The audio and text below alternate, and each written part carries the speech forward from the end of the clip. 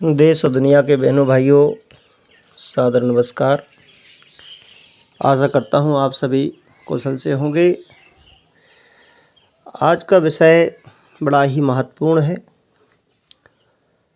वर्तमान समय में इंटरनेट, सोशल मीडिया और कुछ कल्पित विचारों के माध्यम से तथाकथित बुद्ध का एक नया छंद इतिहास गढ़ने का प्रयास किया जा रहा है।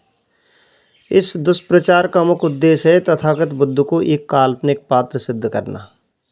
जैसे कि बहुत सारे पौराणिक पात्र हैं, वो काल्पनिक हैं, सिद्ध हो चुके हैं, तो लोग प्रतिस्पर्धा कर रहे हैं कि जब आप हमारे पौराणिक पात्रों को काल्पनिक सिद्ध कर सकते हैं तो हम तुम्हारे ऐतिहासिक पात्रों को भी सिद्ध करने का प्रयास करेंगे, और प्रयास करते आए हैं।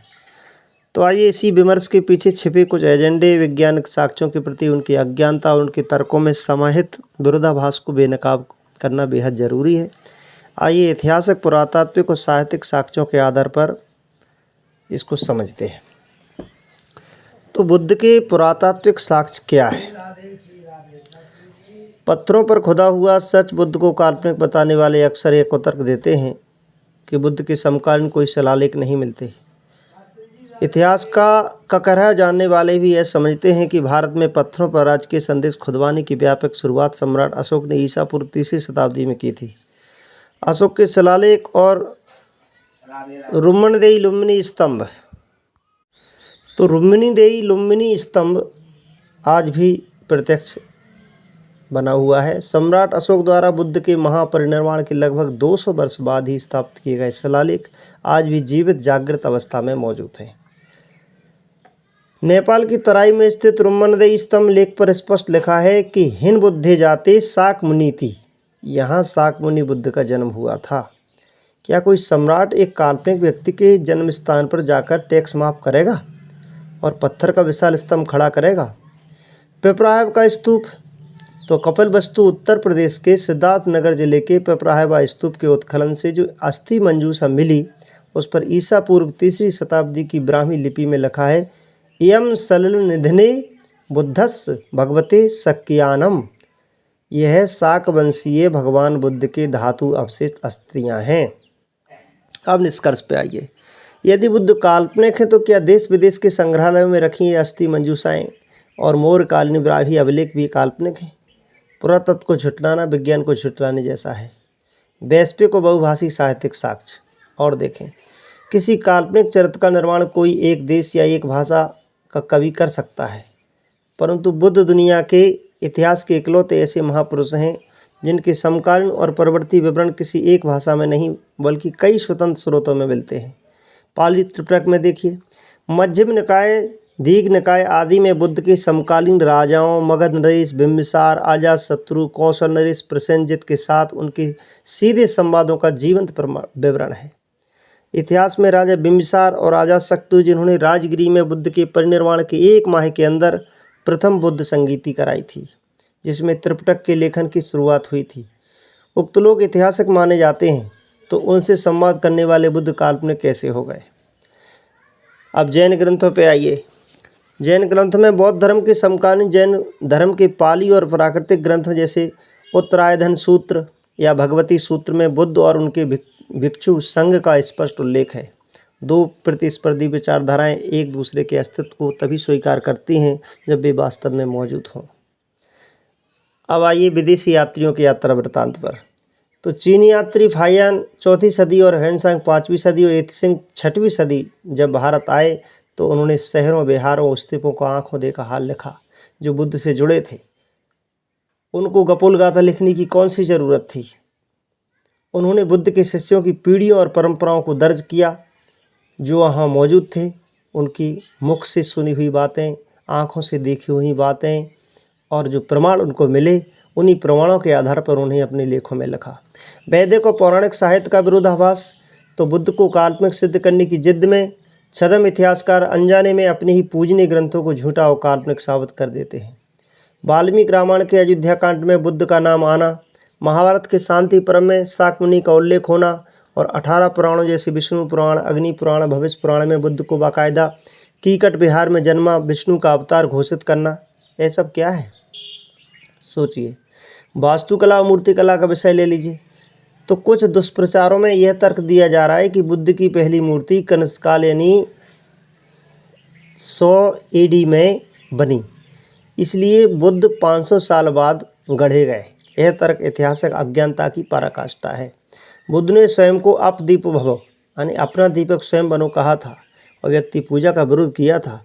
यही कारण है कि प्रारंभिक बौद्ध कला सांची, भरोत और देवोत कोठार के स्तूपों ईसा पूर्व 3री-2री सदी में बुद्ध को इंसानी रूप में नहीं बल्कि उनके प्रतीकों चरण चिन्ह, बौद्ध वृक्ष, धर्मचक्र और रिक्त सिंहासन के रूप में दिखाया गया। बुद्ध को नकारने वालों का असली एजेंडा क्या है उसको थोड़ा समझिए। बुद्ध को काल्पनिक साबित करने के पीछे एक बहुत ही गहरा मनोवैज्ञानिक और सामाजिक षड्यंत्र काम कर रहा है। इसमें क्या है? बौद्धिक श्रेष्ठता का डर। अगर बुद्ध का इतिहास उजागर हो गया जो तोड़ फोड़ करके दबा दिया गया धरती के अंदर, तो क्या होगा? तो हमारा दर्शन, हमारा विज्ञान, हमारी कपोल गाथाएं सब झूठी हो जाएंगी। जरा विचार कीजिए, बुद्ध का दर्शन पर विचार करेंगे।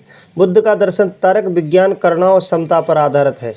बुद्ध ने जन्मना जाति व्यवस्था, अंधविश्वास और पाखंडवाद पर करारी चोट की थी, बलि प्रथा पर चोट की थी।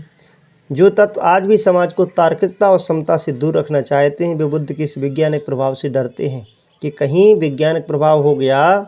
जहाँ जहाँ बुद्ध का वैज्ञानिक प्रभाव है वो देश कितने विकसित हैं, ये प्रमाण आप आंखों देखा देख सकते हैं। अब इतिहास की चोरी का एक विषय भी आता है कि मौर्य साम्राज्य, कुषाण साम्राज्य और पाल वंश के स्वर्णिम काल को, जिसमें भारत विश्वगुरु बना था, बौद्ध दर्शन ने ही सींचा था। बुद्ध को काल्पनिक कहकर भारत के उस गौरवशाली लिखित और पुरातात्विक रूप से प्रमाणित बुद्ध काल को इतिहास के पन्नों से मिटाने की साजिश रची जा रही है। तो आप समझ ही सकते हैं कि सूरज को हथेली से नहीं छिपाया जा सकता। तथागत बुद्ध इतिहास के आकाश में उस देदीप्यमान सूर्य की तरह हैं जिसे छद्म इतिहास और व्हाट्सएप यूनिवर्सिटी के झूठ के बादलों से नहीं छिपाया जा सकता। नालंदा, तक्षशिला, अजंता, एलोरा, सांची, सारनाथ, बोध गया और पूरी दुनिया, जापान, चीन, श्रीलंका, थाईलैंड, म्यांमार, इंडोनेशिया आदि देशों में फैले बिखरे साक्ष्य चीख चीख कर बुद्ध के इतिहास की गवाही देते हैं। जो लोग बुद्ध को काल्पनिक कह रहे हैं वे दरअसल खुद को वैचारिक और ऐतिहासिक रूप से दिवालिया हो चुके हैं।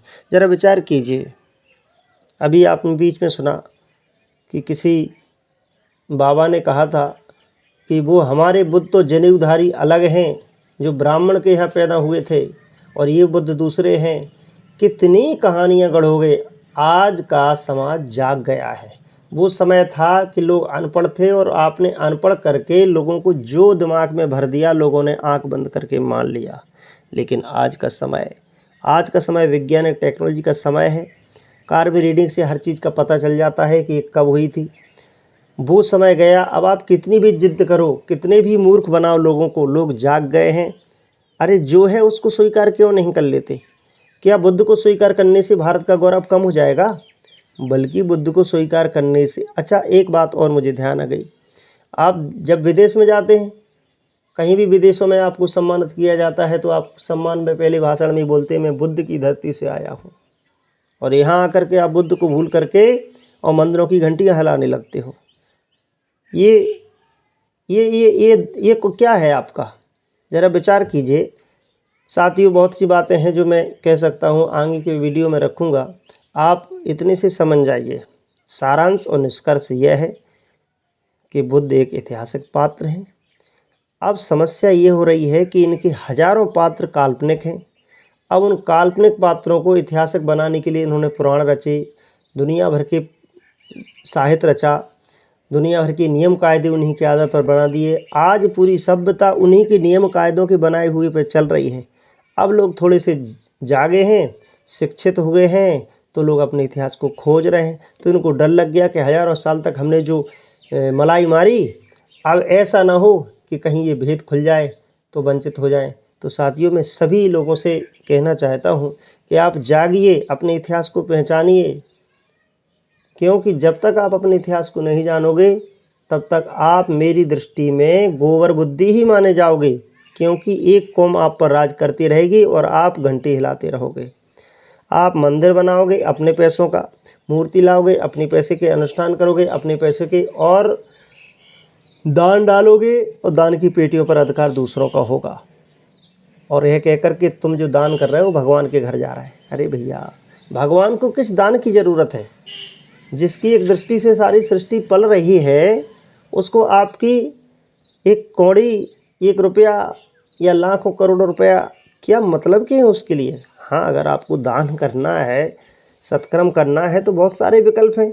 आप दीन दरिद्रों की क्यों नहीं देखते।